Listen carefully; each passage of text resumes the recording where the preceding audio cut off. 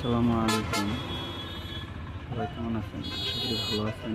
আমি আপনাদের সামনে আমাদের এই সাভার রেডিও কলোনির ভিতরে এমন একটা ঘটনা ঘটে গেছে। সেই ঘটনাটি আপনাদের সামনে তুলে ধরতেছি।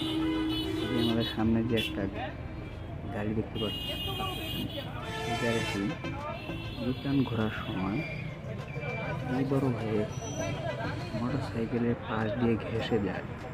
এই বড় ভাই ভয়ঙ্করভাবে দৌড়ানোর কারণে সেই গাড়িটি পার্ক করে, রাস্তার মাঝখানে পার্ক করে সে ওই ড্রাইভারকে বেধড়ক বকাবকি এবং তার পাশের বাইক বোধহয় সেও বেধড়ক বকাবকি করে। বাইক করছে এটা হালকা করে ভিডিওটা শেয়ার করে দিলাম।